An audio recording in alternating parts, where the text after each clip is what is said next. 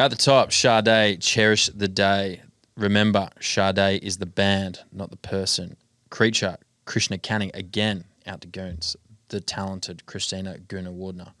Celebrated 200, she's probably now 210. 206 games, I reckon, be about maybe. But yeah, she's celebrated a long service to the West Coast Eagles. She's such an important part of the community over there and gives her heart and soul, and just like the club and everyone who's been involved with it for the last like 15 years just like loves Goons. So that wasn't particularly out to Goons, but it just happens that Goons stole that track off me just She before showed you, her man. episode. There's no way, mate. A great guest that we should probably have on one day is Stevie Gravina. Yes. Your relationship with him, because you were like, oh man, there's a couple of people I really regret not inviting somewhere specific. Tell me about where that was. Your wedding.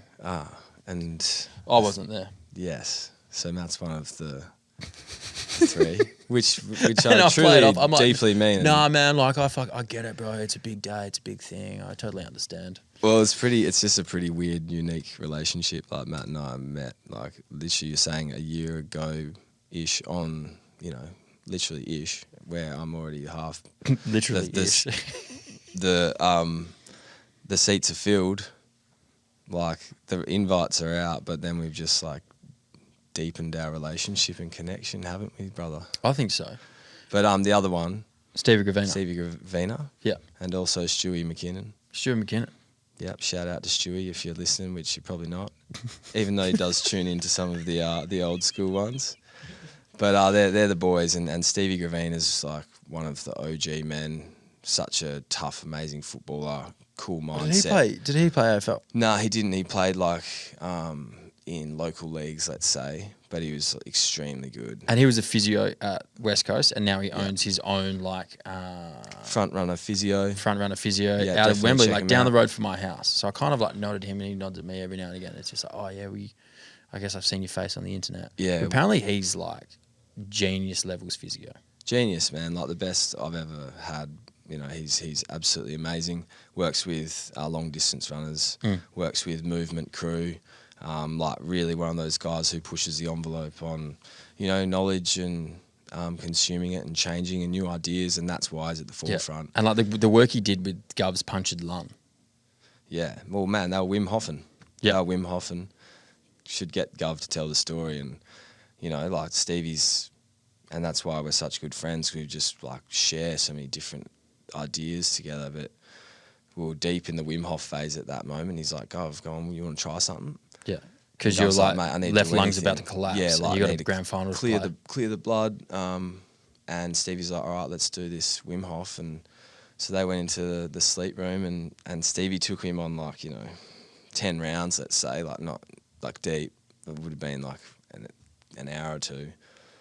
And Gov reckons he like had an experience, like he was saw just some like shit. so deep in it, and saw some shit, and like went in, like I don't know, we'll have to ask him at some stage, but had an experience, and then kind of like came back and was like, oh, and him and Stevie shared this moment where they're like, whoa, what's going on?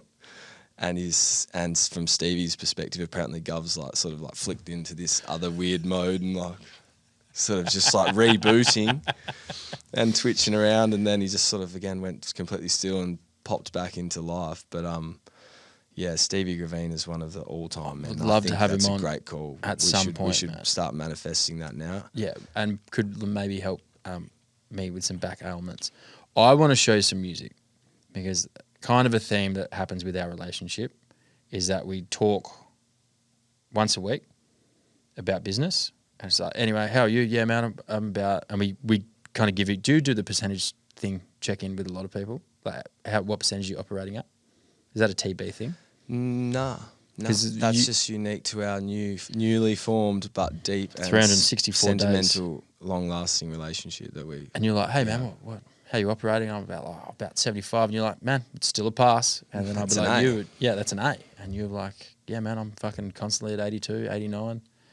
That's really impressive. And then we don't chat. We add music to a playlist, and then we record. And sometimes some of the music gets lost. and we're here to Right listen to the now. music. to get it back. This is a collaboration between two Korean indie rock bands. Oh, crazy. One called Hyoko and the other, Hyoko, got that right. And the other, Sunset Roller Coaster, like a 5-piece and a 4-piece. They've collaborated to release an album under the guise AAA.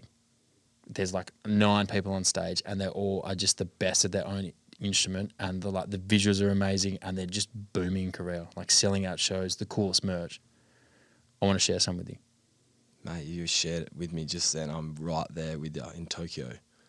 Do you want the more like jammy, jazzy, drummy like experience? Do you say Tokyo? Did you say Japan? No, I said Korea, bro.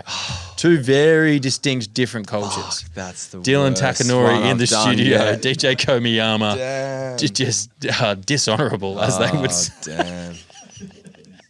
I was wondering why you boys were laughing. I was like, man, that must have been funny as. Do you want the more jazzy experience, or do you want like the poppy pop rock vibe? I want the more jazzy experience, I This- think. Is that what you would go for? Oh hell yeah! This is Kite War by AAA.